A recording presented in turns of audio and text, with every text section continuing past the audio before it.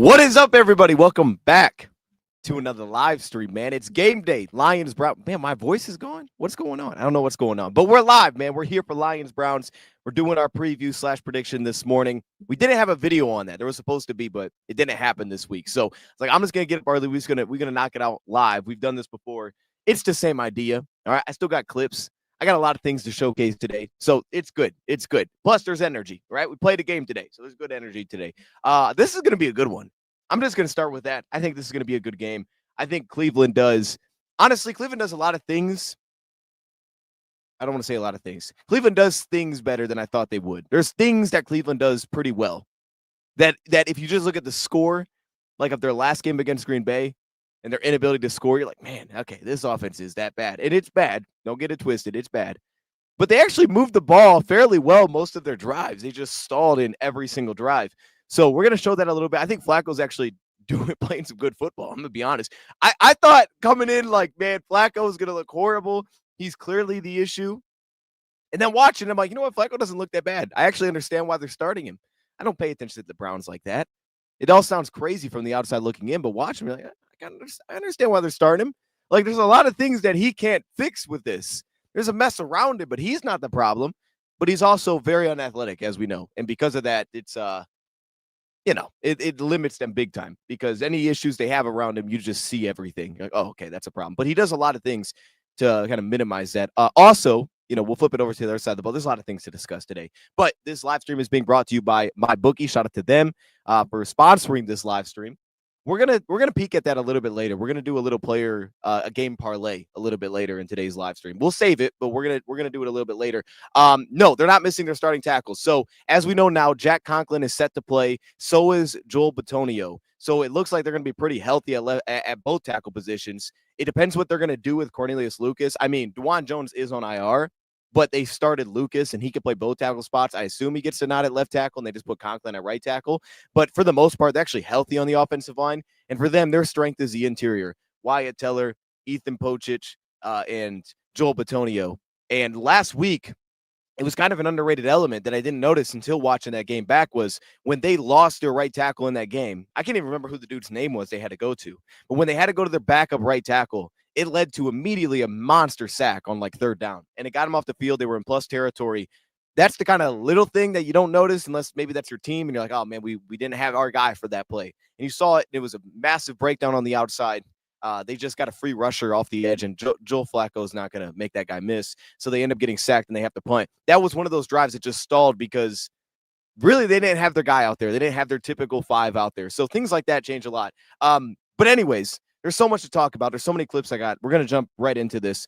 I'm going to start with let's go with the Cleveland offense first. Okay, there's a lot on the defensive side of the ball that I think there's worth discussing. So we'll start with the offense. That way we can save some time for that. The Cleveland offense has looked bad, right? Scoring-wise, they haven't been very productive offensively, but there's still things that they do well. And for them, it's been a lot of Quinshon Judkins. It starts with Quinshon Judkins first. He is by far their lead back. I don't even know if I saw anybody else rushing the football when I watched them. It's like all Quinshon Judkins. And as I said, the interior O-line is where it does start. They're still a very downhill rushing team, but they do have variety. And they've always had this. Like, this was always a team that could kind of throw a lot of things at you. Remember in the past, they ran a lot of gap scheme against us. This year, we've seen a lot of wham blocking scheme so far this year, wham traps, right, where they're getting up to the second level with these linemen. They've always had a lot of versatility in how they do things up front. Again, they're built through that interior offensive line. And I think with them being pretty healthy in this game, they're going to use everything at their disposal. They haven't ran the ball incredibly well, but everything that's been effective by what I've charted so far have all been inside runs.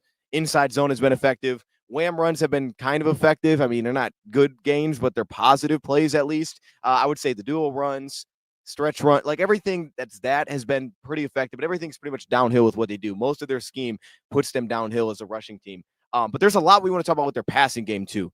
And the way I'm going to do this is I'm going to just jump right into it with some clips here. Hopefully I started on the right side of the – oh, I didn't. I started on the wrong side of the ball. All right, let's flip it. Let's go Browns defense, and then we'll come back to the offense. That way the clips make sense. I don't want to be searching for clips. All right, let's just go the right way here. All right, let's start with the Browns defense first. There's a lot of underrated players, too, on this Browns defense. The Browns defense is legit, and the reason they're legit isn't because they have three good players or something. Like, we know Denzel Ward. We know Miles. Maybe we know Grant Delpit. or that they had a high pick in Carson Schwessinger. Like, we know that. But they have dudes everywhere on this defensive line. Everywhere on the defensive line. Devin Bush is playing really good ball for them too, but they have dudes everywhere. I'm watching this dude named Huntington go to work, and I'm like, who in the world is Huntington? Like, at first, I'm like, all right, that guy's, he'll probably get exposed. And you keep watching, like, actually, he's kind of good. They're really good up front, and they all fit the same style, so it works for them. And I'm going to show just tons of different examples. Every defensive lineman's, in fact, they're very deep at edge. Alex Wright has developed a ton. I remember him out of UAB. He's developed a ton for them. They're good everywhere. The interior is deep. Shelby Harris can start. Mason Graham's been a dog this past game, was probably his best game. They don't even have Michael Hall available, but they're three deep that you like on the interior defensive line. They don't really have any weaknesses up front, which I think is what makes their run defense so tough, their pass rush so tough. They're so athletic that stunts are a big problem for teams. They give you a lot to deal with up front. Malik Collins has been an absolute animal up front. They are very deep. There's no real weak. There's not like a spot where you line up and you're like, oh, just go to run towards that guy. You don't really feel that at all when you watch this team. So I'll show some different examples. We'll start off with just some of their games they can run up front. They're just very quick up front. Obviously, they gave Green Bay's O-line big problems, and Green Bay has a very good offensive line on paper. They gave them big problems. Myles Garrett starts it all because of what he can do in terms of just attracting attention. You see it on the left side here. He's getting chipped, and he's got the tackle working his way. Sometimes teams will even slide protection that way just to deal with him. But that frees up everybody else to be athletic. And look at the spacing here they get. I mean, once they get upfield and he gets this inside shoulder of the offensive lineman, the spacing is crazy for everybody else just to go to work. Mason Grant, everybody can get upfield once that becomes the case. And you're going to see that you're going to notice a ton of different guys being impactful. Now, I'll go to their run defense because to me, this feels somewhat similar to the Baltimore game in terms of how you're probably going to have to rush against these guys. I think a lot of things kind of have to be downhill against them. And I do think that if you're going to run the ball consistently, you have to look at winning the interior battle. Now, I think there's going to have to be creative wrinkles that come into play here. I know there's been the back and forth with John Morton and Myles Garrett. I think there's going to have to be creative wrinkles that the Lions throw in here. I wouldn't be surprised if we saw a little wildcat. I'm going to be honest. Like, I'm thinking about everything here, and I'll show you why. But one thing for sure is Green Bay found most of their rushing success when they went zone read. We don't really got that in the bag. I'm going to be honest, all right? We don't really have in the bag to say, hey, Jared, read that edge and we're taking off. We're not even going to block that dude. That's not really our game. So we have to find our way to create our own version of, all right, how do we have a zone read attack? How do we put a guy in a predicament right there? How do we do that without a quarterback that's going to run? You need a lot of movement, and you may need some two-back looks like last week where we did the three-back eye formation. You may need things like that this week to get an extra body, to get extra eyes, because they're very athletic, but they're also very aggressive linebacker-wise. And there is occasions where you feel like, oh, we could attack that. You could go at the aggressiveness for how they play. So here we get kind of a pin-pull look. Receiver blocks down the edge. You're just going to try to take him out of the play with the receiver. That makes sense in theory. Hey, we'll just take him out of the play with the receiver. That's easy money. And here I would say it works pretty well. Carson does a really good job. We know he's an athlete, but I think the way that he's been getting into blocks has been outstanding. Here's one thing that I will say too, and our Packers guy pointed this out, and I didn't know it because I hadn't watched the games at the time, not like that. And he was like, man, Cleveland came in, they were playing a lot of man coverage, and then against us, they played a lot of zone. He's like, I don't know if maybe Green Bay had the wrong game plan. And I'm watching it back, and I think a huge reason for that, because usually you think, oh, Ravens got to be all zone. We played a lot of zone against Baltimore. Cleveland didn't. Cleveland played a lot of man coverage. It was like cover one. It was like, okay, this is kind of weird. And then you watch the Green Bay game, and you're like, this isn't even the same team. They're not running anything that's the same here. And then they have their little wrinkles throughout the game, but the game plan didn't feel the same at all. And I think a big part of why they did that was the movement from the linebackers. When they went heavy man coverage, they stopped moving backers, right? Like Baltimore couldn't move backers with a motion across. They couldn't use a fast motion and create leverage advantages for the old linemen. So they were playing the run because of that, and it helped shut down the run, and Henry did essentially nothing. When they played Green Bay, they seemingly were less afraid of that. They played a lot of two-deep coverage, a lot of zone coverage, and Green Bay didn't take advantage of that with some of the movement they could have up front by being able to create misdirection. But even the flashes you did see, you're like, okay, that makes sense. Why they would do it different now does make sense. We may need more design run for Scoot Golf. Look, man, I'm on board with it. You know what I mean? I feel like, look, if John Morton really is built different, maybe we'll see that this week. I do like Sam Laporta. We're going to talk about why I love Sam Laporta this week. I feel like I've loved Sam Laporta every week so far this year. I love him in this matchup. We'll talk about what I think he's got a good matchup. Ross Dwelly's now our third tight end. He just kind of replaced Shane Zylstra for us. All right, but you see here, look, Carson gets on that front side shoulder. He's playing fast, gets off his block. Another thing you're going to notice, and this reminds me of us. They are awesome in the back end. Their DBs tackle really well. They are awesome in run support. A lot of times you think, oh, if we can just get it outside, right? We can make those guys. They're really good at run support and they play really fast. Grant Delpit's a dog. Hickman will hit. All their cornerbacks will tackle. Denzel Ward will hit. We'll show it all. But their DB run support is legit. It's very legit part of their team, and it adds to it. That's why they're so good against the run. It's not just the front. The back end buys into it as well. And then here we get kind of the stretch run on the goal line, and watch Carson again. Gets up to that outside shoulder. He's got leverage on him, even off the backside. You can see how fast they're playing. Now, this makes sense because it's goal line. But look at Bush on the backside here. How fast he flies underneath the lineman, gets upfield. That had an opportunity, but the linebackers blew it up. That's a little bit different when you're in goal line, though. We'll talk about that. I've seen a lot of man coverage in goal line situations. I've also seen breakdowns in goal line situations in man. So you might have an opportunity to just create a breakdown down there. All right, let's continue, though. We'll stay with it. These are all run plays early as we get this thing going here. Actually, no, this is play action. All right, again, this is something I expect to see. Moving the pocket. This is something the Lions are probably going to have to do is if they're going to throw the ball, they're going to have to move the pocket a bit because you want to slow down all the games up front. If they play a similar strategy to how they played Green Bay, early in that game, there wasn't much blitzing. It was a lot of two deep coverage, soft zones. It was a lot of that. And they just let everybody fly around. They won with their front four as they kind of took away every vertical shot and they said, go underneath. And I think that's a great strategy against Green Bay. I think they'll probably play us a touch different, but it's a great strategy against Green Bay. But because of that, for Green Bay, moving the pocket became important. And obviously play action plays into that. Moving them through play action is important. And you see here that that's probably what the Lions are going to have to do as well. Now, one thing Green Bay dabbled in, which gave them some problems, was the power play action, where they started to gap scheme. They started to pull offensive linemen out of their gaps to really sell the play fake. And as effective as it was on the linebackers, it just led wide open gaps for, again, freaky athletic D ends or D tackles to get upfield and create problems. So here, I kind of like more of the zone play action, but you still do see, even with the pocket movement on the edge, they're really good. Like, they're just deep. Both sides are really strong. They're still going to get upfield, create pressure. And this isn't even Myles Garrett we're looking at. We're looking at big 91 down here. That's not Myles Garrett. That's everybody else doing the work. So I expect the Lions to try to move the pocket a bit in this one. My bad. I just zoomed in on everything. Hold up. Let me go back a little bit. Let me find out where we're at here. Now we'll go to the rushing scheme that I think is probably going to be the most effective against them. And to me, that's going to be getting inside. It's the inside runs. Like I said, similar to last week, I think it's played out the best. If I have the numbers here, let me go through. So yeah, if you look at it, Green Bay started to just go heavy inside zone. Now, eventually it kind of got predictable, and I think they started to stop it because Green Bay just kept doing the same thing over and over. But it was effective for them to just get inside and get downhill. The dual runs were effective. They had a little bit of pin pull success, as we saw in the one play. We'll show another one. Outside of that, though, everything outside kind of stunk. Everything outside kind of stunk for them. So I think getting inside works the best against this team because a couple of things. First off, as athletic as they are up front, on paper, you want to believe that combo blocks will move them off their spot. They do a great job of splitting blocks, which will show. But then there's also the element of if they just want to get upfield, sometimes we could just ride them out of the play just like this. You want to get up to your gap? Cool. We'll just ride you out of the play. We'll down block it, and then we'll allow a gap for our guys to get upfield. That also allows us to potentially get up to the linebackers a little bit more, running the ball on third down. Also, and I don't think this is the best example, but it makes me think of this too, because when John's talking about they haven't seen a run game like ours yet. Well, I think about Penei Sewell.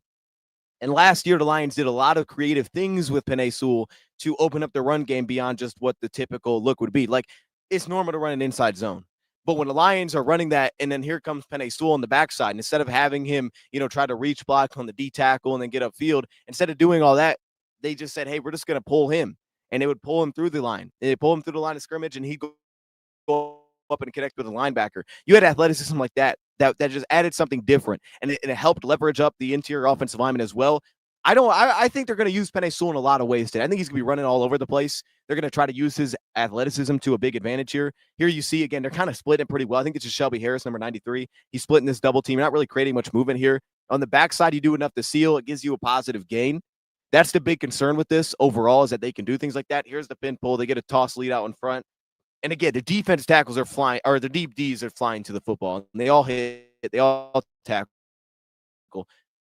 Well, fairly effective play for them offensively. I think that was the one real positive that I had there for them, looking like that. And then we get the duo runs, just hard double teams. Now, again, you see, they're not easy to push around. Athletic as they are, they're not easy to push around. Mason Graham getting upfield here. He's trying to create this cutback. He does. He forced him to cut back. Now Carson has a lane to step into and make the play. So they're not easy to push around, but that was still a positive gain for them. Here again, strong double teams. Look on this right side. this right defensive tackle. See how he splits the gaps. Now he gets upfield. Now you're going to force the cut back out of it. They have the Jordan Love zone read off of it. We don't really have that element. So now he's forced to cut back, and it kind of cleans up their linebackers. And they're playing very aggressive downhill. Heavy play action. It's kind of great. It's Cleveland's strategy too, which is heavy play action offensively. But that's who every team is at their core, and that's who we're going to have to be in this game. It just makes sense for Goff. We're going to have to be that team again. The HB flip did work here, but I want to show this off because look at the slot. I don't even know if they gained a yard. Actually, take that back. Denzel Ward, right? You think of Denzel Ward for coverage. That's what I think of him for. And we're going to go through matchups and coverage, but man, Denzel, look how he plays his run. This is crazy. This is what I would think out of our team, right? The swim move shuts it down. There was no game. They didn't even pick up the first down. They needed like a yard there. They didn't get the yard because Denzel Ward jumped out of the slot and made the play. Here again, DB gets upfield, forces the cutback lane. You can see the linebackers they're not in a great position here. Like this thing could pop, but the DB gets upfield and he forces this thing back inside. He funnels it back up inside right here. Bam, right there. He funnels it right back in, gives the linebackers an opportunity. Another DB steps in and makes a play. Linebackers weren't even in a great spot there. So I think it's about their DB run support, why they're so good against so many of the outside runs is because of what they do in the back end and how well they play that. Again, upfield here, right here. You try to create a combo block. The center tries to get over, but you've already shed the block. Voorhees has already lost his block to the defensive tackle. Now he's upfield. Now you got to cut back, and now you're walking into a free linebacker. That's the problem they create. They can win a lot of one-on-ones really quickly. I think for the Lions, the combo blocks can be effective. It can be as simple as, hey, we just got to win those. Don't let that happen, right? Create early movement. Don't get knocked back early. But then also, I'd bring Sewell around a little bit. Like in this case, I down block my right guard right on the D tackle. I'd pull Sewell through, go hit the linebacker. I'm having my center maybe step down on that left D tackle and then allow Voorhees to reach and then climb to the next linebacker. Like if you could do things like that with Sewell, maybe you then give yourself an opportunity to cleanly get up to the backer and then create explosives that way. Traps Whams kind of have the same idea. Here they're trying to create explosive with a pin pull. Look how much of a disaster this is. I mean, that's as good as it gets, bro. I gotta be honest. Like this is as good as it gets, man. Now I don't know exactly what I get the strategy, right? They're trying to go around the tight end, but they're so far on the ball. This doesn't seem like it's going to work. I mean, you're asking Falalele to go get out there and hit who's matched up with the tight end. It's kind of a crazy ask, but here, like Rosengarten loses Mason Graham immediately upfield. He knocks off the puller. Now the timing's jacked up, and he can't get upfield, and it's blown up. That's crazy. Yo, they're good they're good up front. I got to give it to them, man. They're legit. It's going to be tough to run against these guys, but the inside runs I think are the key. And use Sewell's athleticism. Find your own wrinkle to a zone read offensively. And I do think that if they're going to sit in zone coverage, which I think this may have been the play. Maybe it wasn't. Maybe I already showed it. But regardless, you can see here the motion. Yeah. So you see the motion across. Notice the linebackers don't have to move. Nobody has to move because they're in man coverage. So nobody moves. So you don't get a shift. You don't get an opportunity to create leverage. And okay, here's the fast motion, then we snap, and all of a sudden we got to move. That if they're going to play zone against us, we have to use movement pre-snap to try to create some leverage advantages. But if they're going to sit in man like they did against Baltimore, I think you got to throw the ball. Like I think that's what it's going to come down to. If they're going to play a lot of man coverage like they did against Baltimore, you have to throw against man in this game. And typically, I think that's the way that you look at it. But that's what it's going to come down to. We're going to have to find ways to win. Now we go to this pass defense. They did a lot of this cover 6 stuff against Green Bay, right? You can see the safety rolling over top to play the deep half. A lot of cover 6 against Green Bay. And if your timing's not on point, like it's not here at the top of the route, now you got problems. And you can see where's the pressure coming from? The interior. I think the interior is the key to this game. I mean, we got 3 young dudes that played really well this last week. They're going to be stressed a lot in this game. And I think that's where the key is. You got to stay on time. Hey, if this ball's out, we got to put this thing on time. Here they just run a speed out route. Nothing fancy about this. Cover 6 again, bottom of the screen, going at Greg Newsome on the quarter side of the field. On time, 8 yards on the play. I think that was about 8 yards. You're going to have to be on time if they're sitting in zone coverage. If they sit in zone, 1, you got to find a way to create movement around the football. And 2, you got to be on time. Everything's got to be out fast. And screens. We're going to look at that. Screens are effective. Screens are very effective against this team in zone coverage. One of the best, I won't call it like a bailout, but one of the best things that you could potentially look at for explosives in an easy way is just run screens a lot. Like here, they covered this up pretty well, right? They're in quarters in the back end. Now you do see, again, there's opportunity. me skip ahead a little bit. The running quarters in the back end. There's opportunity at the bottom of the screen. The outside corner, I think that's Denzel Ward. He's getting pressed vertically by Golden. He gives up the step. Boom, it's there. Put it out. But there's a little bit of pressure, so Love doesn't throw it. The underneath guys, they're very aggressive. They fly around too. They fly around. It's hard to just check it down and get yards at the catch. They're going to fly around. So now Love's throwing it like that, off script. He threw a lot of passes like that in this game. A lot of things where he was just under pressure, kind of threw it, just flipped it out to a check down here. Now, this was the change in the game. They started saying, okay, we're playing all this zone. We're going to start to blitz 6 out of it. Now they're overwhelming them up front. The ball's getting out really fast now, and they're just rallying to the ball. That could be an opportunity for an explosive if they try to come out and just play that game, which they could. They could say, we're going to kind of do a mix of both. We're going to be very aggressive, but we're going to sit back in the zone stuff. It would make some sense if they want to create negatives. That could be their game plan. Like, hey, we expect them to have these drives. They're going to run the football. We need to create negatives. And if we can create some negatives, we can stay in this game. And that could absolutely be their game plan. And then you get to running backs and tight ends needing to be there in pass pro. But again, screens. And again, they play fast. They're going to get depth really fast. But overall, this is what works. This is what works against these dudes, right? That's how you're going to create explosives. Matching up in the back end here, they did a good job. I think the scheme was just really good for Green Bay, to be honest, man. Matching up safety over top. They're switching off the coverages. Again, he's throwing off his back foot. This time he gets smacked for a sack. I don't know why he didn't throw that ball. But now here's the flip side. If that's what you're going to get from them defensively, if you're going to get a lot of one-on-one, a lot of man coverage stuff, you have to win. And I think there's a couple of spots to go. This is why I said I like Sam Laporta. I'd start there first. I like Sam Laporta. So if you get him on Hickman or Delpit, that's the pass I'm throwing. I'm trying to win with him one-on-one. Okay, that's exactly where I'm looking for the football. I don't think they've seen a guy that's that good at tight end. I think Laporta's been really good so far this season. So for that reason, that's who I'm going at. I'm throwing right at the safeties. The other matchup, Miles Harden in the slot. That guy can run. He can absolutely move. I think Miles Harden's is he the like the South Dakota State guy? South Dakota State doesn't sound right. It's the red school. I can't think. It's like red and white. Regardless, though, he can get cooked. You can cook that man off the line, but he does recover. He's super athletic. And then there's Greg Newsome. And Greg Newsome might be the other best option here. We talked about maybe hitting a double move on him on one of our videos earlier this week, maybe something like that. Maybe that could get opened up because he does tend to kind of play the game a little bit where he tends to get kind of aggressive, tries to jump some things. But here, just win him right off the line of scrimmage. 1-on-1 with Greg Newsome, win off the release, get upfield. They're probably going to put Ward on Saint if he's outside. So, again, that may come back to J-Mo having to beat Newsome, and I think he definitely can. Here, again, man coverage. So what do you have to do, right? If you're getting man, well, okay, we motion across. We know we have our matchup here. Now we've created leverage with the motion. This could be Khalif Raymond, 1-on-1 with Harden. Out route, bam, it's on time. It's on the money. That was tight. That was tight. Dude can recover like crazy. But I think that's kind of what this is going to come down to. They want to play man, cool. We got to throw the ball. We got to throw the ball.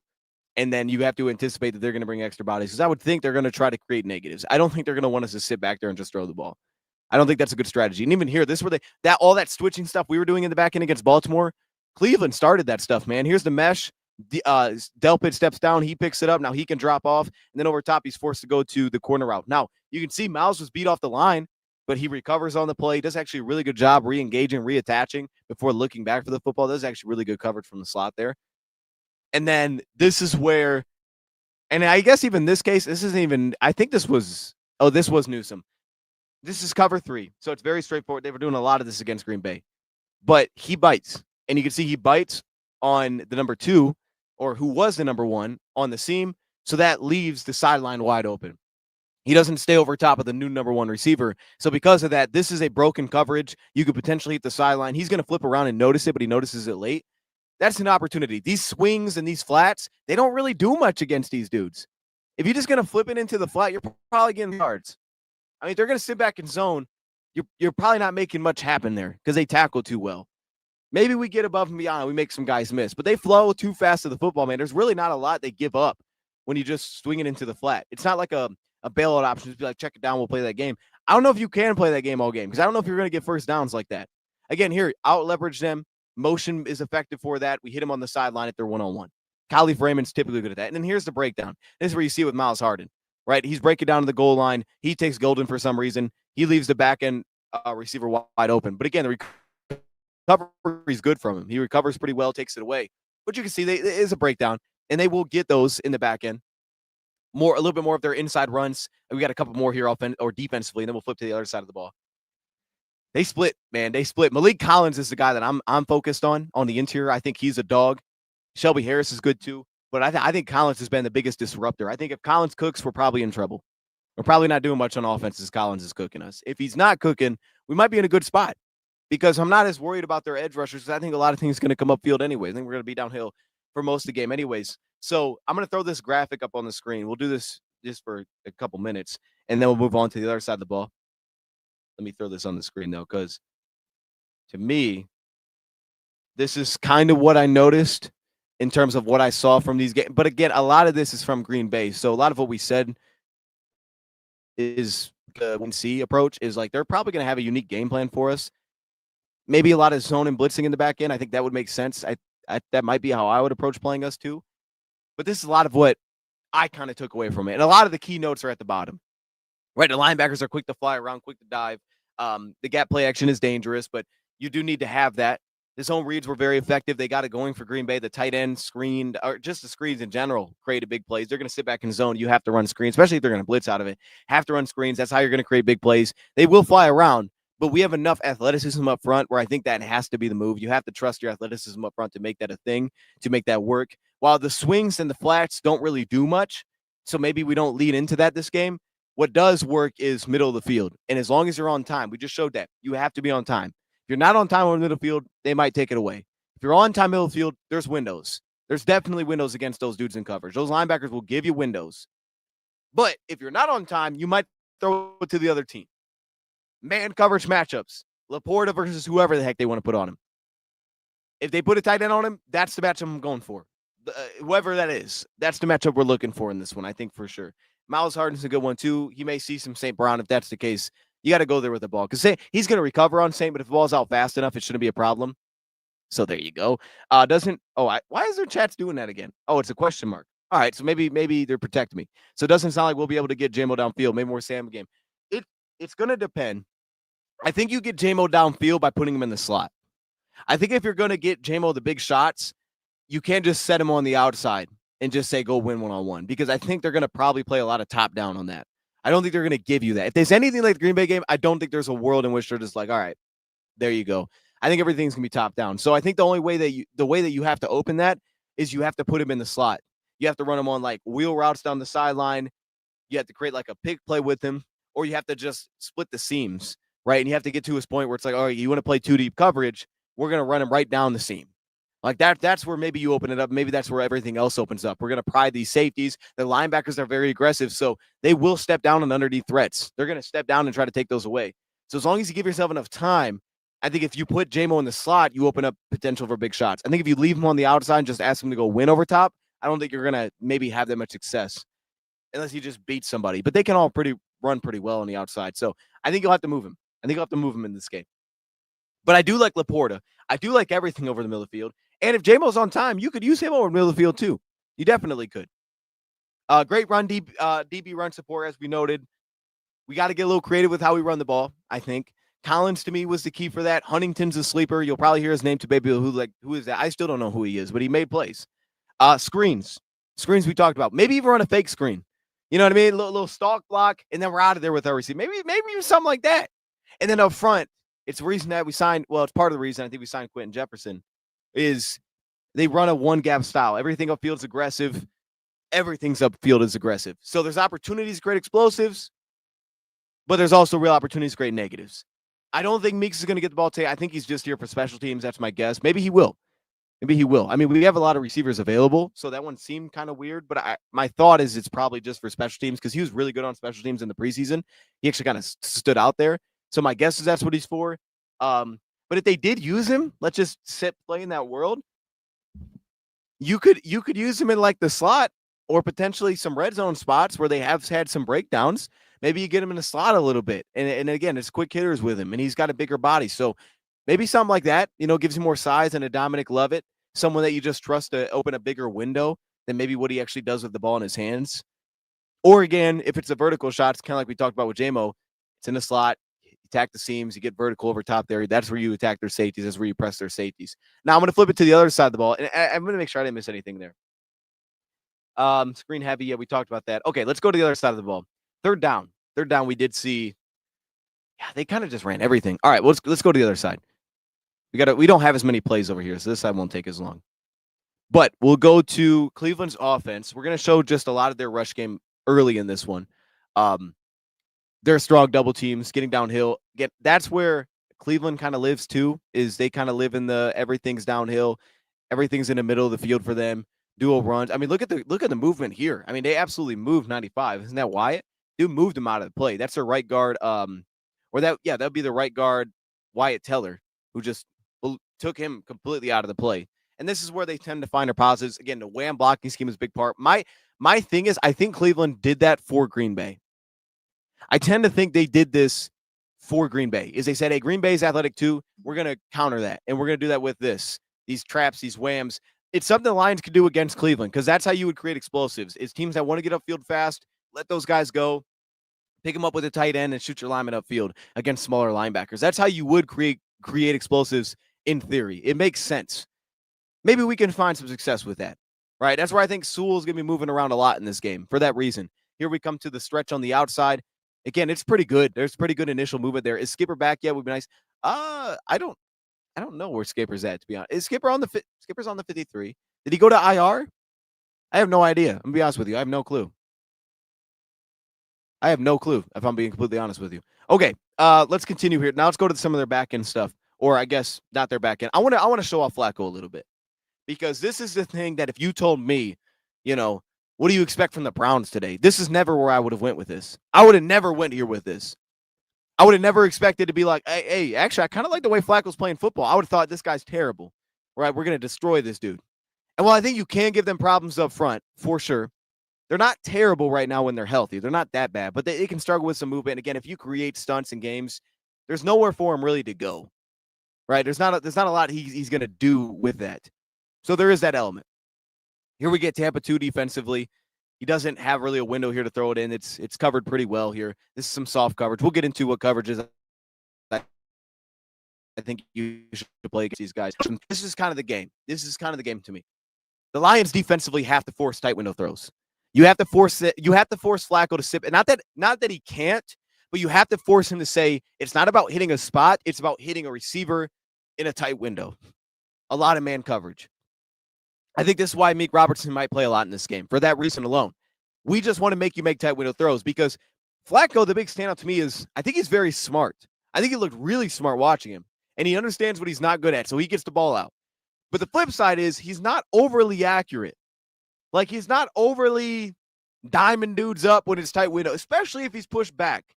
He just does a really good job of giving his dudes a chance. And the receivers aren't great either, right? If you go man, they're going to go to Cedric Tillman, or they're going to go to David Njoku. And now they have Harold Fannin, so you may get a little bit of him too. But that's their two answers. It's those two guys. That's the game I think you have to make him play, is make those tight window throws, make him be on schedule that way. Don't allow him to just sit back and say, okay, what zone spot are they in here? Where is my window on this play? That's the game I think you have to make a play. And again, it's fast decisions. The ball's going to get out. He's not just going to stand there and hold it. And he reads coverage really well. And you're going to see that here, okay? Safety movement. Here we get a cover 3 look from the defense. They buzz down into cover 3. And you can see he's just going to hold it. He's got the little spot route.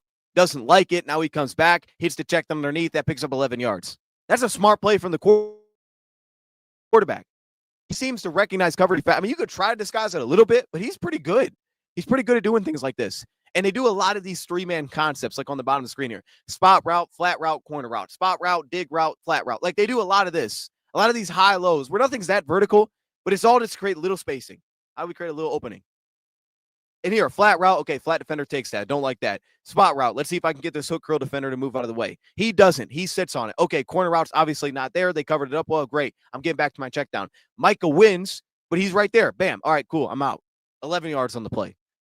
It's like, that was a good play, Joe. You know what I mean? I was like, okay, wait a minute. That was actually a good play. We'll continue. Kind of the same look here. Again, cover 3. Look at this window throw. This was like a third. This may not have been a 3rd and 20, but this is like a 17-yard gain. I think this is Isaiah Bond. They got everybody playing receiver. Jerry Jeudy goes underneath with his whip routes. Isaiah Bond too, but Bond's kind of their vertical threat. I mean, look at this read. Safety rolls down. Watch him start his eyes on the left side. Hits that back foot. Safety sitting. Resets. Look at this dime. This is money. I mean, it's not a dot, right? And it's a little bit in the air. It hangs a bit. But it's like he finds a window. He knows where he's looking on the play. They did a flea flicker tight end screen. Who does this? This wasn't even that good of a play. It was 4 yards. But anyways, it was fun to watch. their tight ends are very involved in their passing game. So those guys all game long. Those guys may lead the team in receptions this game. That's absolutely on the table. Cedric Tillman and tight ends. That's who I'm worried about. That's it.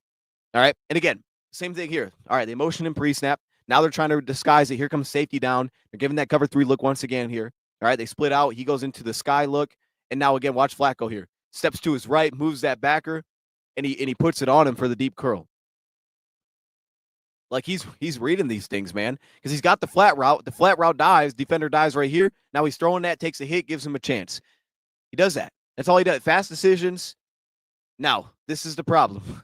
He's not going to go anywhere. So if the ball can't get out, and this is why I like this, cover 1, man coverage.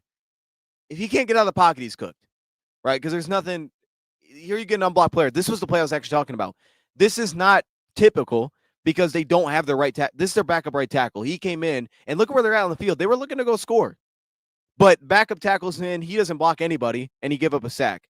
But if you look in the back end, there's not a lot of separation really anywhere, right? You got a whip route here. I think this is Judy at the bottom. Nobody's really actually open. They kind of run like these slants and let Tillman just be bigger than everybody. So maybe I don't know maybe a Meek to try to throw off timing. They may put a lot of read, though he's going to be undersized. I would think Terrion or a Meek gets that matchup. I don't think you want a lot of read on Tillman because he's just going to try to be bigger than everybody else. But nobody's really open. The only guy that's open is the tight end who leaks out late here, and you get a sack. That's the game I think you have to play. Make them do this. Now, again, here, look, they're giving straight man across the board. Cover 1 look. They blitz in the back end. Who's open? I mean, nobody's open.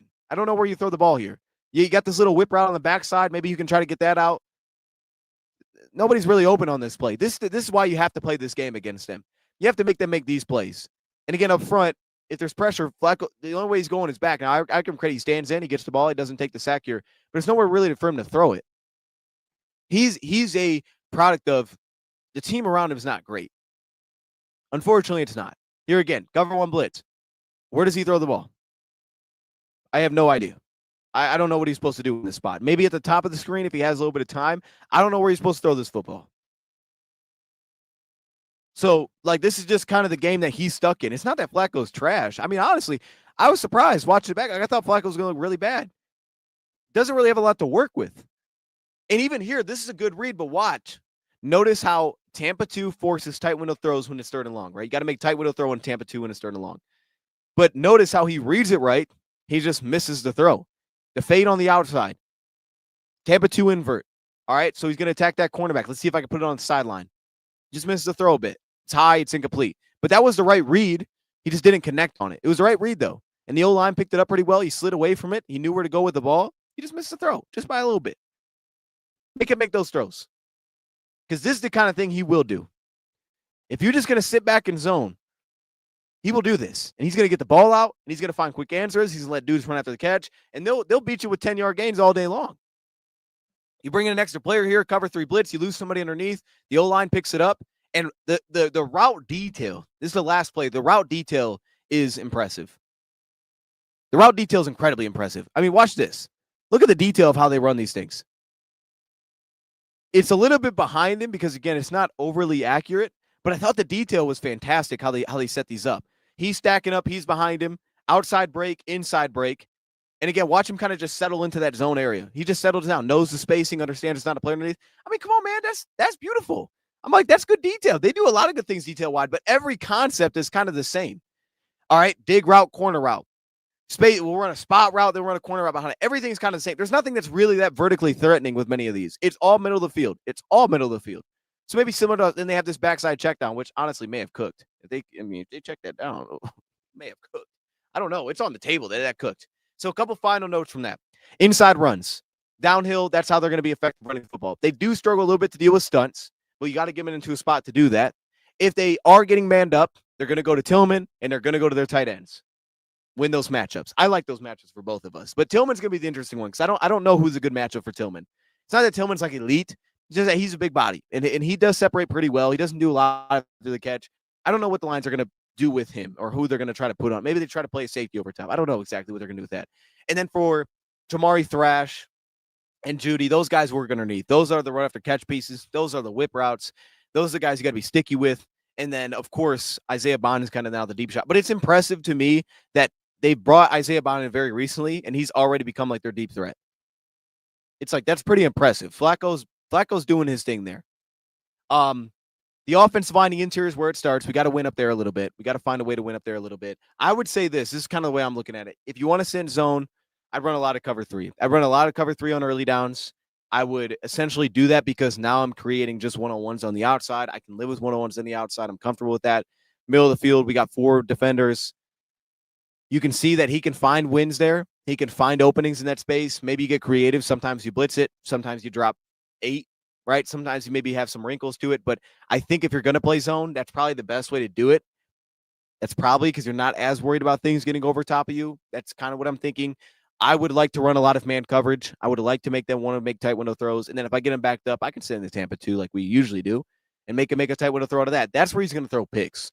If Flacco throws picks, it's probably going to be 3rd and 9. Lions go zone. He throws a pick because he's trying to hit a tight window throw and it's not there. That's my guess. That's where he's going to start to throw picks. 2nd and medium. Again, if we're going to run man, you may have to pull a little bit from what you did against Baltimore because they're going to run drags and just over routes and try to run away from you. I don't think they're as fast as a team as Baltimore, so I'm not as concerned, but it's something to keep an eye on. And then to me, overall, like you said, against the blitz, I think Flacco handles it pretty well, but he doesn't have many choices. So if I'm blitzing, I don't love blitzing out of zone. I like it a lot more out of man. Because unless you're just leaving somebody uncovered, I just want to make him find someone that can win one-on-one. Like, who does he trust one-on-one? Who does he trust if we bring 6 and we're playing cover 0? I have no idea. I don't know where you'd even throw that. I have no idea. I want to find that out. So I don't think he's bad at deciphering what he's getting. I just don't think he has a ton of answers.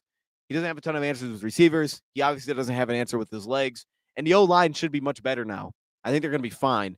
But it's still never a great game to play when a team could just move around everything up front. So that's kind of my guess for that. With that being said, we'll go to the scores. Appreciate you, JT. Let's go to the scores. I think initially in the week I said 20-6 because I remember we played the Panthers and I think it was 20-6 or maybe that was Atlanta. It was something like I think it was Atlanta. It was 20-6 and you're like, okay, we were the better team in that game. It wasn't pretty. It wasn't the overall the most pretty game, but it was like, okay, we just had wins we needed to. We won some one-on-ones. I think that's in the ballpark of where I think this game's probably going to end up. Weirdly enough, I do think that we can score a little bit against these dudes. I do. I think we can score a little bit more than what maybe the perception is. Not to say we're going to score. I don't know if we're going to score 30, but I think we can score above 20 in this game. I really do. And I think we do that, we'll be in a really good spot. But right now, I'm kind of between 20-13 and 20-10. I think Cleveland's not terrible offensively, and it's going to test our young dude today, Tyreek, a lot. I don't think they're that terrible offensively. Like, again, they move the ball. They just got halted. Let's be real, are we as good on 3rd down defense as Green Bay is right now? I would say no. I would say no, not so far in the season. We've gotten better in the second halves. So I think I'm going to go like 20-13. Comfortable win for the Lions. I think that's where I'm going to go. Maybe 23-13, something like that. We score a little bit more than I'm expecting. I think it's on the table that we score. I don't think we're going to be like shut out in this game. I don't think we're going to look like Green Bay, but I also feel like they could have a little bit more success than they did against Green Bay offensively. So I'm going to go like 20-13. I'm kind of in that range. 7 to 10 points. I think the Lions get it done in this game. Injury report wise, Taylor Decker's questionable. He hasn't practiced all week. He'll probably play though. Muhammad, questionable, limited last 2 days of practice. So I'm hoping that means he's going to go. And for the Browns side, the only real notable one is Michael Hall is out, but he hasn't really played. Outside of that, their O-line's back and healthy, which is a big positive for them. Denzel Ward is going to play. So they're pretty healthy for all the guys who we weren't sure if they were going to play. The D will score, and that would be huge. Like a short field, that would be the move that would give us over 20, I think, is the 3rd down and long where he throws it into a window that's not there, and Branch or Kirby, someone like that takes it away just because there are a lot to deal with in those spots. They take it away. Even if they don't score, they put us in a good spot where they do score. I don't know if you're going to likely score out of those spots because it's 3rd and long, like unless it's like a strip sack, right? Because he's probably going to be pushing the ball downfield. Will you throw something to you underneath? Maybe if you can get a good disguise. If you get something simulated, maybe you can get an edge that drops out and kind of stands away like Hutch and picks it off. But he does pretty well with that. It would take a mix of unblocked defender on one side and someone on the D line probably dropping out and picking it off. Maybe you get something that's simulated there on an early down where maybe we undercut something. I think that'd be the way. But otherwise, it would probably happen, I think, on a longer situation. But I think it's very in play that we get one in a longer spot. So at the very least, they set us up. That could be the difference in this game. That could be the separator where it's like, hey, now it's 23-13, and we're comfortable and we're rolling to a comfortable victory. I think that would be different. And hopefully you get that early. First drive. You're on defense, first drive, first 3rd and 9, you pick it off, and you're able to kind of hold that and sustain it. Doesn't have to be pretty, but you sustain that little lead you built up at the beginning for the entire game, and they're playing from behind the entire game, and you're in a good spot. That's kind of where I'm at score-wise. Chat, let me know your thoughts or your scores. I mean, in the comments right now, man. We're gonna go to MyBookie real quick. Show some love. Use code DOSE when you sign up with MyBookie. I want to do a parlay. I want to see if we can put together a little parlay real quick here. Let me screen share this. Let's see what we can build out. All right. If you used your bet back bonus token, $500 bet, get that back. But we're going to use code DOSE here when we're signing out. And let's go. Lions, Browns. The spread is 10. So I think that's a fair ballpark number. I think that's fair. 10. They're saying the over-under is 44. So if let's say it's 23-13, that's the under. Okay, I guess I like the under in this game. I guess I like the under because if you're saying it's 10 points and the over-under is 44, that's, with quick math here, 44, it is 10 points. 20, would it be 30? Man, my math is really bad right now. I'm struggling right now. 30-20. No, it would be like 24. 20 will put you at 44. 27-17. Is that 44? 27-17. Yeah, I think that's 44. So that's their number. 27-17 feels like the prediction today. My goodness, that was bad. I'm mad I had to do that on live. Hey, y'all, stop. Okay, I did homework before I got on here. Y'all need to stop. 27-17. Look, man, I'm doing all the equations and stuff. All right, 27-17 is what they're thinking. So I'm going to go a little under that. I could see that being the case, though. If we took one away, 27-17 is definitely on the board, especially if they, scored late. First player to score, Jahmyr Gibbs is the favorite. Judkins is in there, too. I think Judkins is up there. It makes a lot of sense. It's just probably because they don't expect him to score first. I think a lot of it's going to be downhill. So I would probably lean Saint because they break down to the back end. But knowing Schwartz, he ain't going to let that happen. I would probably go Montgomery with the safe first one to score. I think he's probably the safest for this. What else we got? Player touchdowns. David Njoku. Okay, I don't want to bet on that. Jared Goff, 1+, 2+, 3+. Is that him running? I think that's him running. I don't know about all that. I don't know if I want to play with that game. I don't know how many he's actually going to be able to run in. Let's go same game parlays. Let's see what we're talking about here. Over under interceptions. I like the safeties. I like Branch and Kirby for this one. This feels like a Branch game to me. I'm going to go over on Kirby. 459? I love that. Nah, I like that. Interceptions. Well, Flacco's got to have one then. Flacco's expected to throw one, it looks like. -173. Sacks. I think up front they're going to get one. They're definitely going to get one up front. I would say Collins has been the big threat to me. I'm gonna go Malik Collins. They got a Huntington one. Let's go Malik Collins gets one. I like that. And then we'll go. Let's not go carries. Do we want to go carries? Nah. What's the score here? 14-3 Pittsburgh. Oh, that's beautiful. I didn't know that. Okay, receiving yards. All right, we'll do one more. Let's go receiving yards.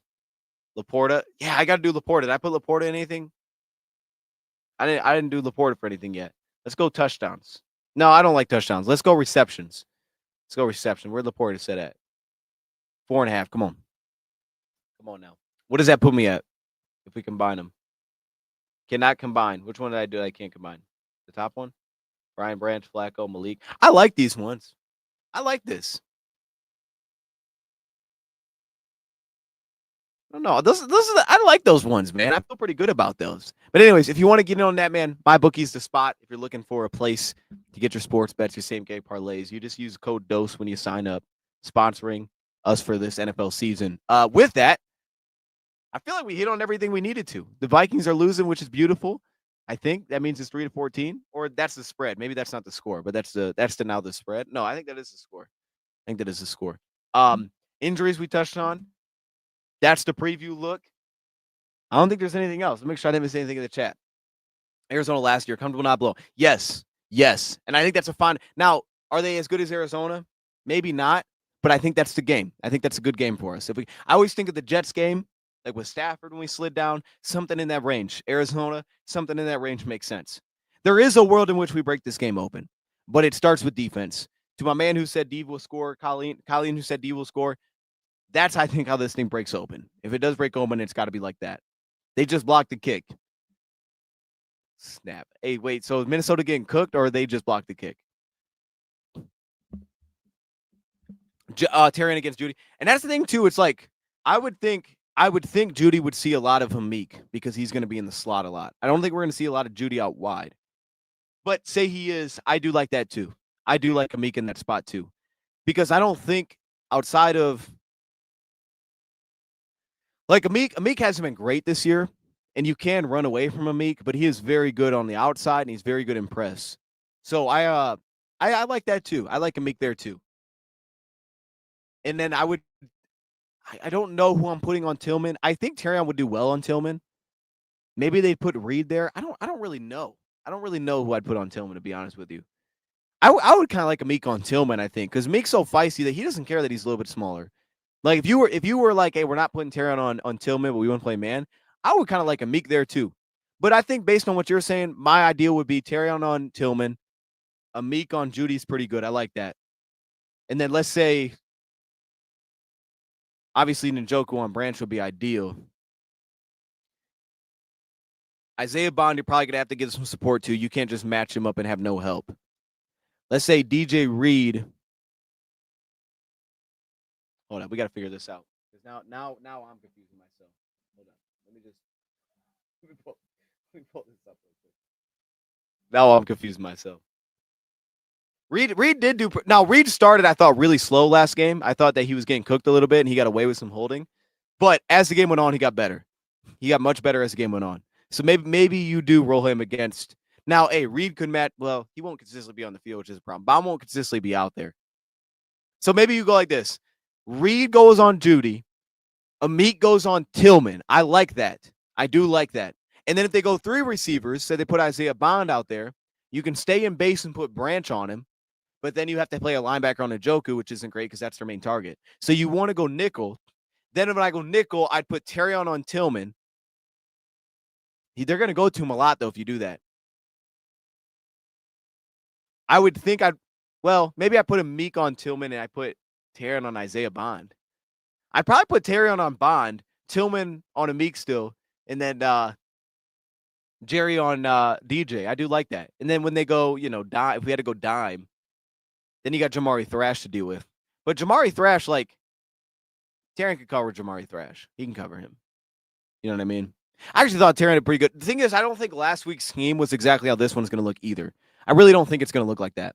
I don't think what we did against Baltimore is how you play Cleveland. So I don't think there's much carryover. I don't think I wouldn't take what I saw last week at DB and be like, that's for this week. Like, I don't think there's a lot of things that would carry. At least for me, it wouldn't. Maybe it will for them.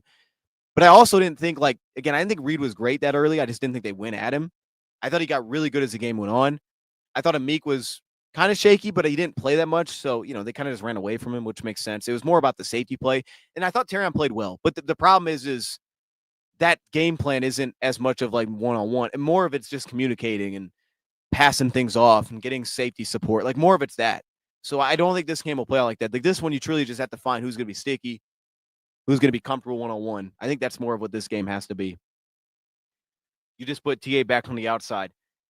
I mean, I don't have an issue with playing Terrion in the slot, though. You know what I'm saying? Like, they don't do it, but I wouldn't have that problem. Though, if they do go nickel, say it's Isaiah Bond, you could put DJ on that matchup with a safety over top. See, that's the thing, though. You're probably going to get some safety help. I don't think you're going to leave one of those dudes one-on-one. I think TA could play in the slot, man. Because then I could put TA on him. No, I have some help over top. Put Jerry on the outside with DJ still. Like, I could just put TA inside. But they probably would put a Meek back in the slot. They probably would put a Meek back in the slot. He'd probably kick Terrion back outside. So Meek would probably see Bond and he'd see Thrash. And then I'd probably put Terrion on Jeudy just because of the fact that Tillman seems to get more targets. But DJ might struggle with that. Ideally, I think you'd want more size. Ideally, I think you'd want a guy like Terry on a matchup with Tillman because you'd have a little more size. I'd be much more comfortable at the catch point. Tillman doesn't really separate like that either. So I would actually be very comfortable with Tillman. He's just going to get targeted a lot. As long as you're comfortable with that, I would actually like Terry on there because I think that's probably the best matchup on paper for him is dealing with Cedric Tillman. And then DJ Reed on Jeudy would be a lot better, I think. I think that'd play a lot more into your skill set. He'd get a lot of level 1 work, a lot of underneath stuff, just like Zay Flowers did. And then, yeah, Meek on Bond and Thrash with help would be ideal. Yeah, I actually like that. I think that's the way you do it. I think that's the way you'd want to. That's the way I would do it. I think you do well there. I think that'd be a good look. I don't know. I guess we'll see though. We'll see. I feel like we may just get a rotation too on the outside. Honestly, like I said, I thought last week he played well. So I didn't think there was an issue last week, to be honest with you. Speed definitely can give him problems. There's no doubt about that. Speed can give him problems. I think the issue for him has been everything at the top of the route. I think he's been impatient. And I think he had that early last season too, where he gets a little bit impatient at the top. I think this year he's done a lot better underneath. Like he's transitioning quickly. His transitions haven't looked as dynamic either. I'm not using that as an excuse, but he hasn't looked as explosive. Not by a lot, but he hasn't looked as explosive as he was like coming out of college or last year when he's had to transition. Because I feel like he's been much more proactive to transition. He just feels like he's been a tick slower. It's not something that's a big issue. It just hasn't looked as crazy as it was coming out of Bama, which I thought was so dynamic. Hasn't looked like that this year as much. So maybe he might be a little bit tweaked there where that would slow you down. I mean, opening your hips and transitioning at the top of the route could absolutely play into a groin injury. That just makes sense. But I think that's where the biggest issue has been. Everything at the top. Mainly, he's gotten knocked off the top of the route. He's been like in some awkward positions. And then when he's transitioned, he hasn't felt as dynamic where he's like closing airspace immediately. He's felt it like a tick slow in those spots. That's been the weird thing for me. See if I can. Actually, we could do that right now. Let me pull it up. Terrion.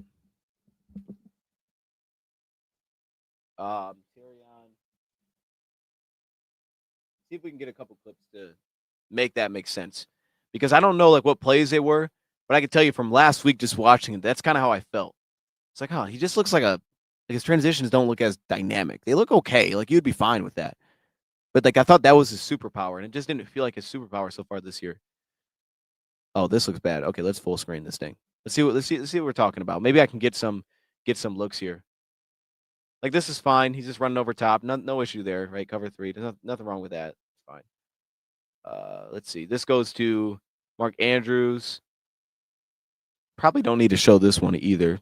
See if we can get something good in here. Here he looks like where is he at? He's over here. Yeah, they were just following Reed around on Zay. This is zone 2. Back in cover 3, gets over the number 1. Like that's fine. And that's a lot of this game was. That's what I'm saying. That's why I didn't think he played bad. I just thought most of this was the exact same thing over and over, where this is kind of just how he played. So most of it was just you just got to communicate it well and stay on top. And we did those two things. Like no one really got over top of any of these alignments. So I felt pretty comfortable with how they played. I thought the DBs actually did really well. Like here, yeah, nothing wrong with that. Now you can see DJ was beat here, just ball wasn't thrown. This was DJ's problem early in the game. The ball just was never really thrown towards him. I mean, look at him on the top here. Outside leverage. He's got the footwork to match it. But you can see he gets pressed up. Now his footwork's off and he's open. The ball just doesn't get thrown. So, shot to the front on this play. Like, that's what I meant. Early in the game, there was plenty of that. From Reed. And you'll see there's also plenty of grabbiness from underneath, too. I think on this play, he actually grabs pretty aggressively. It wasn't terrible. Like, he does a nice job of when he grabs, he gets off pretty quick. Like, right here, watch. Like, he flops. But in the NFL today, I wouldn't have been surprised if they would have threw a flag on that. I'll be honest with you. Like, if this was a flag in the NFL today, wouldn't have shocked me. The ball just wasn't getting looked to go there. Terrion does a nice job here, right? He takes away the slant. This is where he wants to go first. It's a slant wheel concept. He's on inside leverage. His footwork's way stronger. I mean, this footwork's really good. This is really good footwork. He's all over. He's in his hip. Now he's undercutting. If that ball's thrown, that's a PBU. It should be. I thought that was good footwork. You just notice when he flips, he doesn't look as explosive as I'm used to seeing, which is the weird part with Terrion. And that could be a groin thing. Like, it's not an excuse for him. Maybe it's not a groin thing.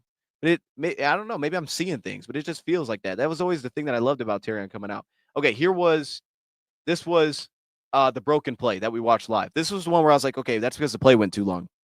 Like this thing really. So the first play we saw with Reed, that ball could have been thrown. It wasn't. That would have been a completion on Reed.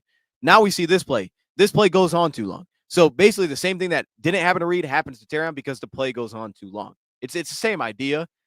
Also, they're zoned up here. They don't actually look zoned up. At first, I thought maybe they were in quarters from watching this live, but they may be just straight cover zero here. Regardless, I think this might be just straight cover zero. They did a quarters look like this later. He's just playing half turn on the outside. Who is he also? Oh, it's Bateman. Yeah, well, actually, this does make sense because Bateman's going over the top. So I actually understand the half turn stuff. Gets a little aggressive playing it here, but when it sinks down and now he spins out of the pocket, now that ball's not thrown. Look, this is not his route. This is what I'm saying. This is what I've tried to make people understand. This is not his route. This is a broken play. This is where Lamar was dangerous. It's hard to cover broken routes, especially when you do this. Think about this. Let's just think for a second. There's nobody underneath in coverage. There's nobody. The Lions are bringing everybody. They're bringing 7 players. So if you don't get there, like this is a lot to deal with once the play turns it because this is not his route. Now it turns into this. Now that's a lot to deal with. You know what I mean? Like so he still got beat. And I would say because he's playing towards the field side, it probably put him into a half turn technique because he's playing towards the field to deal with the vertical route over top. And he anticipates it. He could have got him right here. You could have fired that. Right? He did give up space there.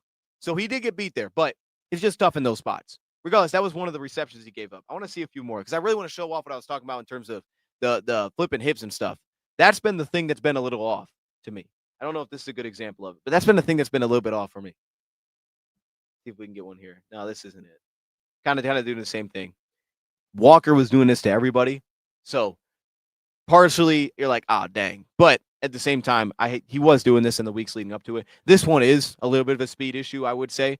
He's playing probably too conservative, right? You're not trying to give the big play. And anytime you're in cover 3, a lot of the times the idea is you can't let number 1 over top of you. But here, it looks like you're in straight man across the board here. That's what it looks like. And by the way, we didn't touch on this. Cleveland will run a lot of match stuff. That play that they made was a match coverage look by them to get that interception. That was a heck of a play by them. You know what I mean? Like we didn't really talk about that one, but that was a good play. And they're probably going to implement that against us too. That's the little wrinkles. Yeah, he just loses some space. This is a good route too. He flattens that out a little bit. This is a good route.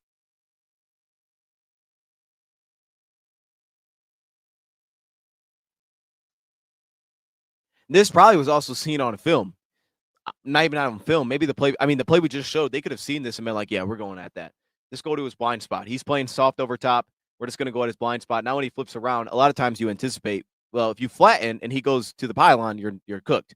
But he anticipates to get over top.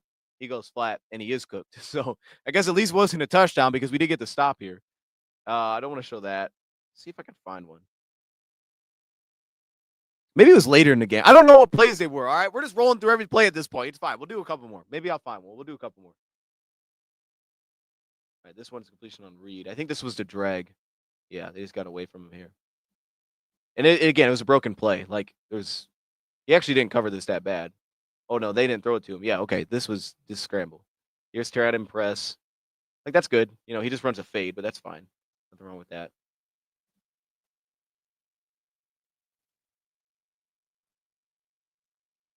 Also, I don't think some of these route concepts are going to show up against Cleveland. Like they do run some corners, but I don't know how many times you're going to feel it. And this was good. This was great coverage across the board. I showed this play in one of our videos. This was awesome. This is fantastic coverage. This is cover 3. Watch this.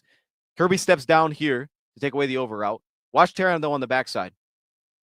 Parks his brakes, steps down, can't get out leverage now. Like that was awesome.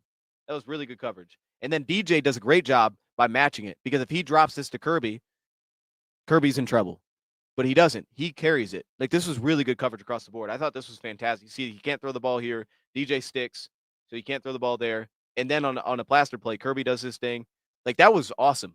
That's what the Lions did well last week. It was a definite team effort. Everybody on the team was doing well together. That wasn't a one player type of deal, I didn't think. Maybe there's some times they didn't test us where they could have too. But they just should have thrown the ball and they really didn't try anything here. Here, yeah, this is more so just the way that they're playing the coverage. Like a lot of times, again, in cover 3, you would say, hey, you got to get under 1. So if he gets under 1 here, now he can step under 2. He's under 3. You're fine. but he doesn't play under one. He plays on top of two for some reason. I think that's how they play their cover three. It's an NFL thing. NFL is different than, the levels that I'm at. But regardless, a lot of times you would say get under one because he has to stay on top of one. So he's still one, which means he should stay on top, but then he's out leveraged. So now he has to get over top here. So he has to get under one, but he doesn't. So that gives up a completion. That's more of a scheme beater, I would say, than anything. All right, we'll do a couple more. And then where it all started to come together was the end of the game. Like a lot of those sacks were the coverage in the back end was really strong. Like a lot of those sacks at the end. Trying to disguise a little bit here, but he actually just matches up with the slot. So he's just bailing. He's playing half turn again. Oh, no, they did disguise this one. Okay, I'm lying. Yeah, this was cover two blitz. It was a disguise. He's now in a safety role. They forced the check down. I'm going to go to the end here.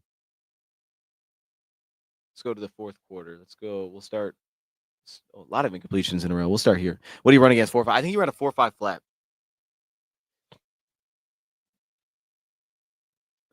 And again, that's it's a fine score. Definitely can be threatened. There's no doubt it can be threatened, but like this was really good. This is really good. And this is what I'll talk about. Communication was on point. Terrion dropping off the drag, letting Branch pick it up, switching it just like Cleveland would. Then he drops off here. And look how he's racing out to help us on this backside. Like this was really good. It's really good across the board. That's why the Lions did their thing. It wasn't because I felt that one guy was just locking somebody up. Yeah, no, Shep cooked. Shep was on. What Shepard was doing for his third game as a coach is ridiculous. The way that they played them for his third game as a coach was crazy. Like here, DJ Reeves beat. He just missed the throw. It's the same thing here. Top of the route. He gets half turn, gets bumped off. He's beat. He just didn't make a good throw. So this is the problem when it's definitely a problem with cornerback stats, especially in a game like this where Lamar's not always the best passer. It's like a lot of it's broken plays, and then things on schedule are a little inconsistent. So sometimes it's not a great it's not great to just look at the numbers from a game like this because they don't really tell the full story. Because sometimes the ball just isn't coming out where you would expect it to come out. Now, this was a good ball. And this was he got kind of ran away from here. I think it's an outside. Nope, not even an outside release, speed release. Just ran away from him. That was a good ball. And Branch was almost there. This is a good ball. That's a lot of their routes anyways. Just going to run away from people. We'll do 3 more. We'll go to the end of this page and we'll leave it. Let's see where we're at here. This is good. We haven't really done this. Manned up this time. Reed here in the slot with Zay. I think they bring him across. Nope, I'm making stuff up. That's cool. Terrion, this is really good from Terrion. Stays on top. They try to go back shoulder. He has to go back shoulder because Terrion's in a really good spot. If this is cover one, a lot of times you're thinking you can go one-on-one on the outside. So you throw that fade like we would at Tesla. But Terrion stays on top of it. And this is Hopkins one-on-one. Stays on top of it. Maybe you get a back shoulder, but that's going to be tight. That's pretty good. And I think Terrion was actually talking about that one after the game where he was going back and forth with Hopkins. Also, we got there up front too. We got there right here. We got a free rusher, so the ball had to come out. DJ's in a pretty good spot. Kind of fell on the ground, but he did disrupt that a little bit. What do you think of Shep and his ability to adjust? He seems great. I think he's done a good job of just like leaning into what's working during the game. It's maybe not always as fast starting, and I think that's just going to take time. But he is doing a good job, I think, of just, hey, this is working. Let's try more of this. That's what I've really enjoyed. I've really enjoyed that. And sometimes even the personnel changes we would make with AG didn't make sense. Like, I still never understood why we didn't play Deshaun. Like, unless he did something in practice, when we benched Deshaun Elliott was one of the craziest things to me. It was like, he was playing well. Why did we bench him? Then he came back in and he got a pick. That was weird. That whole thing was weird. It's like, why are we benching Deshaun? I understand defense ain't playing well, but I don't feel like Deshaun's the issue right now. And then we benched him. The whole thing was goofy. That was a nice jam from Terrion. Outside in, 2 deep coverage. You want to force it back inside, so you want to get outside leverage here. Bam, that was a good jam. I threw off the timing of that. Yeah, this is pretty good across the board. Then he squeezes it back in to help here. This is good, bro. Now, we got beat up top. Again, kind of a coverage beater here anyway. Because he got to go here. He's got to bail, so they just sit underneath him. Outside in. He can ride up top here, but then he's got this threat. He should probably keep riding, though. He can just step down. Regardless, though, that's kind of just a scheme beater there, man.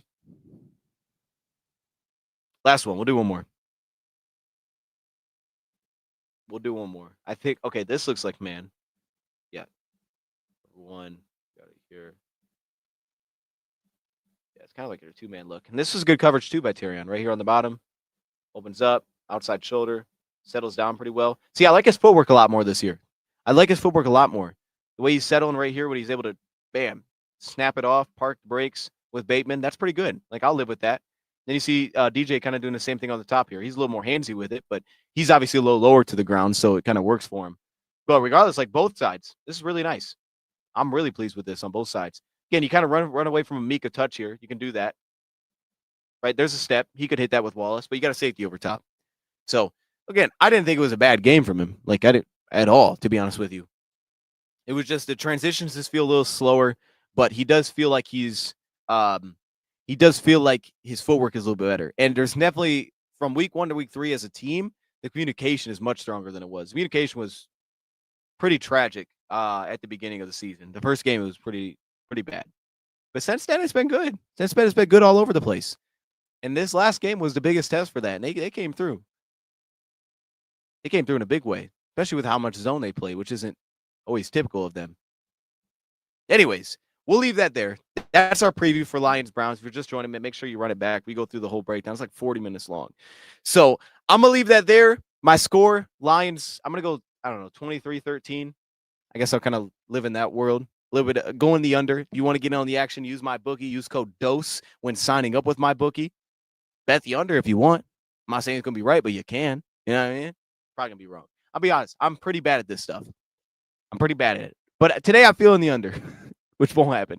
I'll be honest. I would never bet the under over with the Lions. And if I would always bet the over. I would always bet the over. Because a game like this where they're saying, 27-17, yeah, we're scoring more than that. You know what I mean? Like, that's just how it is. Anyways, we're going to get out of here. Am I streaming the game? Potentially. The plan is yes, but we'll see. We'll see. Because this is like one of those weird weeks where it actually may not happen. I'm going to be honest with you, so I'm glad you asked that. But potentially. I'm going to leave it there. I appreciate y'all joining. At very worst, I'll see y'all after the game on Bleacher Report as soon as it ends. And over here as well, I'll post a recap. Lions are favorites. They're -10. We last looked, it's Lions -10. So we're pretty heavy favorites, 2-score favorites. Go Steelers, handle business. Go Cowboys, handle business, though you won't. And then who's the Bears playing? Raiders. Go Raiders. I appreciate y'all joining. Shout out to Crazy Clown Vincent. I'm out of here, man.